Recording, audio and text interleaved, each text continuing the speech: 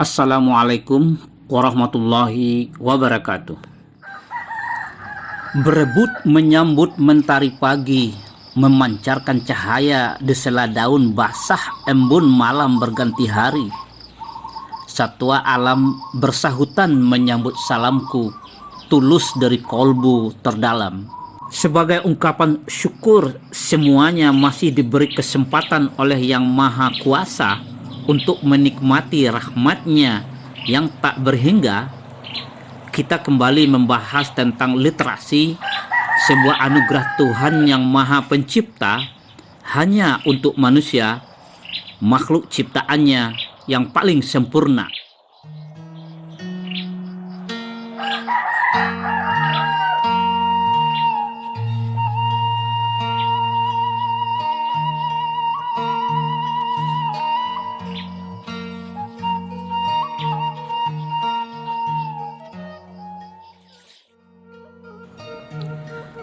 Pada edisi ini, kita akan membahas pilar kedua dari 5 pilar literasi informasi, lanjutan dari bahasan kita pada edisi sebelumnya. Wawasan tentang pengorganisasian informasi dan kecakapan mengakses dokumen informasi.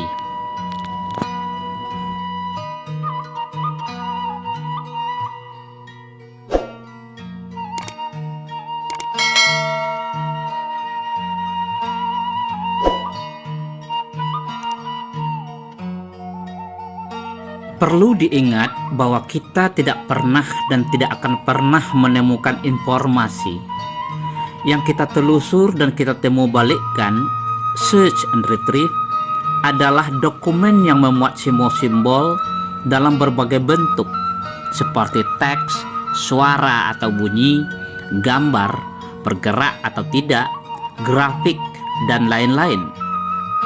Sebelum era informasi, dokumen-dokumen tersebut sebagian besar terbuat dari bahan kertas yang sebelumnya terbuat dari bahan kulit, tulang belulang dan tanduk binatang, kulit dan daun pepohonan, yang sebelumnya itu lagi terbuat dari bahan batu. Sejak pengenalan teknologi digital, teknologi tauhid, dokumen tersebut sudah tidak berwujud lagi. Semuanya sudah dikemas dalam bentuk digital yang bisa diakses dari mana saja, kapan saja, oleh siapa saja. Sementara informasi, pesan, dan pengetahuan hanya pernah ada dan tetap tinggal di dalam otak orang yang menciptakan informasi tersebut. Kita tidak pernah melihat atau mendengar pesan, informasi, dan berita, sebagaimana kita juga tidak pernah melihat pengetahuan dan ilmu pengetahuan. Yang kita lihat dan kita dengar hanyalah simbol-simbol, sign, baik berupa bunyi, atau gambar, atau tulisan. Setiap orang yang mendengar dan melihat simbol-simbol tersebut pasti akan menciptakan makna, pesan, informasi, dan pengetahuan baru di dalam otaknya sendiri secara otonom. Secara khusus topik ini akan dibahas pada pilar keempat. Saudara, memasuki dunia informasi tidak ubahnya seperti memasuki hutan belantara yang tidak memiliki petunjuk arah. Di kiri kanan muka belakang kita hanya ada semak belukar, pohon-pohon besar yang berdaun lebat, yang cahaya matahari pun terkadang tidak tembus. Jika tidak memiliki pengetahuan dan keterampilan menjelajah yang mapan, Anda akan terlantar, tersesat, dan terbawa ke arah yang menyengsarakan dan mencelakakan. Di tengah belantara informasi itu, semuanya ada. Ada nasihat menuju maslahat, tapi ada juga maksiat jahat yang menggiring Anda ke laknat. Mungkin kita semua telah dan sedang merasakan, mengalami keadaan itu semua. Kadang-kadang sulit membedakan ini dakwah atau fitnah, ini benar atau salah, ini fakta atau dusta. facts or fake, ini motivasi atau provokasi, dan seterusnya. Untuk mampu mengakses dan menemubalikkan dokumen sumber informasi secara efektif, kita harus paham dengan sistem pengorganisasian informasi, bagaimana rangkaian data tentang sesuatu disimpan atau tersimpan secara sistematis. Ingat, Mbah Google bukan sebuah solusi, tapi hanya jalan pintas instan yang sering menyesatkan orang-orang yang sebenarnya sudah tersesat di tengah lebatnya belantara informasi yang tumbuh setiap saat dalam jumlah tak terbatas lagi. Dengan hanya menggunakan satu atau beberapa kata kunci terserah apa saja, Mbah Google mampu memberi jawaban yang seolah-olah Anda butuhkan. Persis seperti Mbah Dukun yang mampu mengobati semua macam penyakit dan pasiennya merasakan sembuh sesaat itu. Kalau kita ingin berpikir sederhana, pada dasarnya informasi terorganisir atas dua kelompok besar. Pertama adalah informasi tentang sumber informasi, kedua adalah informasi tentang fakta. Informasi tentang sumber informasi memuat data tentang dokumen yang memuat data tentang fakta yang dikenal sebagai informasi bibliografis, bibliographical information. Sedangkan informasi faktual atau factual information memuat data tentang sebuah fakta. Dengan kata lain, informasi bibliografis memuat daftar dokumen atau terbitan yang memuat informasi faktual. Sedangkan informasi faktual adalah rangkaian data tentang sesuatu, seseorang, lembaga, tempat, waktu, peristiwa, dan sebagainya. Perlu diingat bahwa istilah fakta tidak identik dengan kebenaran, the truth atau al-haq. Oleh karena itu, jangan pernah menyimpulkan kebenaran berdasarkan fakta belaka. Banyak orang yang tersesat dan menyesatkan hanya dengan berbekal fakta. Apa saja yang bisa kita peroleh dari sumber informasi bibliografis? Ada 5 jenis data yang dapat kita peroleh dari sumber informasi bibliografis. Pertama adalah nama dokumen yang biasa kita sebut sebagai judul atau title, yang bisa berupa judul asli, judul alih bahasa atau judul terjemahan, judul saduran, anak judul bukan subtitle, dan judul paralel. Kedua adalah data tentang orang atau lembaga yang bertanggung jawab terhadap isi dokumen yang biasa disebut authority, kepengarangan, yang bisa berupa penulis, pengarang, penerjemah, penyusun, pengalih bahasa, penafsir, penyadur, interpretator, termasuk komposer, desainer, arranger, sutradara, penyusun naskah, koreografer, penata, dan lain-lain. Ketiga adalah data tentang penerbitan, seperti nama lembaga yang menerbitkan, tahun penerbitan, dan tempat penerbitan. Keempat adalah data dimensi fisik dan jenis dokumen, seperti panjang, tebal, berat, bahan, apakah buku, jurnal, majalah, surat kabar, tabloid, naskah, film, novel, roman, cerpen, puisi, atau alat bantu pandang dengar. Dan yang kelima adalah data tentang pengelompokan atau pengorganisasian isi dokumen berdasarkan bidang ilmu atau field. Pengelompokan ini dilakukan dengan menggunakan kata-kata atau beberapa kata atau frasa dengan tanda baca tertentu yang disepakati oleh pakar bidang ilmu tersebut atau subjek spesialis. Daftar kata-kata yang biasa disebut sebagai subject headings atau tajuk subjek dan thesaurus berfungsi menggambarkan atau mewakili dokumen yang digunakan sebagai titik akses atau access point dalam penelusuran dan penemubalikan informasi. Tajuk subjek dan thesaurus dibuat dan disepakati oleh asosiasi bidang ilmu, bukan oleh pustakawan, pekerja, atau spesialis informasi. Perbedaan antara tajuk subjek dari thesaurus adalah bahwa tajuk subjek digunakan untuk mengorganisir informasi yang tersimpan dalam karya monograf seperti buku, sedangkan thesaurus digunakan untuk mengorganisir data informasi yang tersimpan di dalam terbitan berkala seperti jurnal, majalah, surat kabar, dan sejenisnya.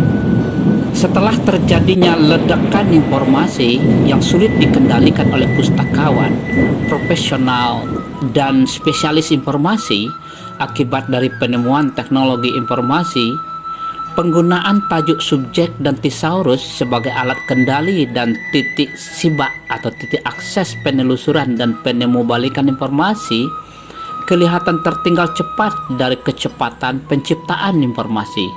Sehingga spesialis pengorganisasian informasi menggunakan kata kunci atau keyword yang tidak lagi terikat dengan konvensi pakar bidang ilmu.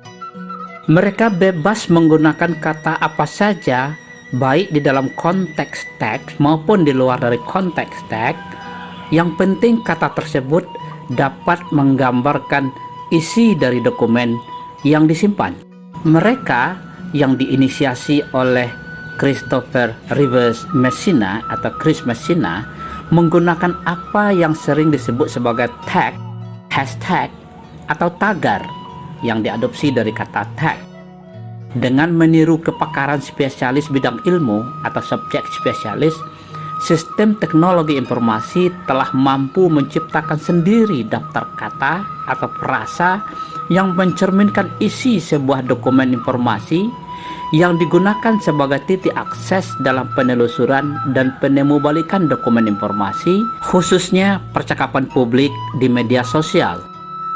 Tag atau hashtag ini sebenarnya juga kata atau frasa yang paling memungkinkan dapat menggambarkan atau mewakili isi sebuah dokumen. Tapi mereka tidak lagi dibuat oleh kepala atau head manusia sebagaimana yang dilakukan untuk tajuk subjek dan thesaurus. Mereka dibuat dan diciptakan atau di-generate secara otomatis oleh mesin dengan menggunakan sistem kecerdasan tiruan atau artificial intelligence. Namun perlu diketahui bahwa penggunaan hashtag hanya dilakukan pada microblogging layanan jaringan sosial seperti Twitter, Instagram, Facebook, Flickr, Tumblr, Google+, dan YouTube.